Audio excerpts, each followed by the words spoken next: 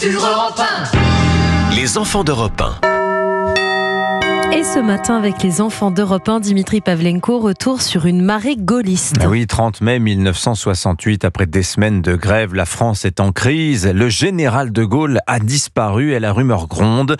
Le pouvoir serait vacant. Les soutiens du général de Gaulle, lord d'Autriche, vont alors se retrouver par milliers à Paris, sur les Champs-Élysées. Oui, le général de Gaulle vient de passer 2 jours à Baden-Baden, en exil en quelque sorte, sans que personne ne sache vraiment où il était.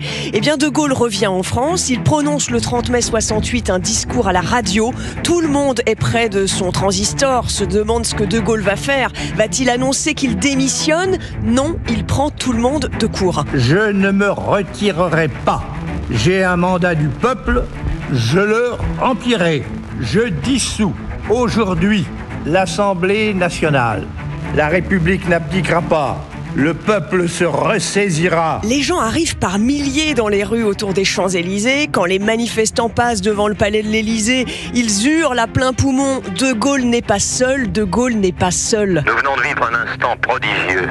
Le peuple de Paris a remonté les Champs-Élysées, toutes classes mêlées, avec les élus de la nation, avec les ministres de la République, André Malraux en tête. Après le tourbillon de mai 68, plusieurs journaux avaient titré que De Gaulle était seul et qu'il devait partir. Les proches du général prennent la tête du cortège, comme le ministre André Malraux et Michel Debré, son ancien Premier ministre, qui pavoise et qui manie l'ironie. Un grand journaliste a écrit récemment, hier ou avant-hier, De Gaulle seul. Nous en faisons la démonstration. Monsieur Malraux pense comme moi. De Gaulle est seul, vous le voyez. Dans son discours, le président de Gaulle dit en substance aux Français « c'est moi ou les communistes ». Chaque fois que ce sera nécessaire, la nation, sûre désormais que le parti de l'anarchie et de l'aventure est minoritaire dans ce pays, montrera sa volonté.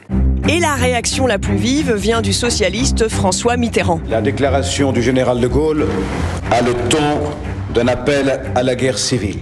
Nous y répondrons avec calme, mais avec résolution. Républicains, unissez-vous. Vive la République. L'Assemblée nationale est dissoute et 1 an plus tard, en 69, alors que le non l'emporte lors du référendum soumis aux Français, le général de Gaulle fera le choix le jour même de démissionner de son poste de président de la République. Merci lord d'Autriche. Il est l'heure de jouer avec Europe 1. Europe 1.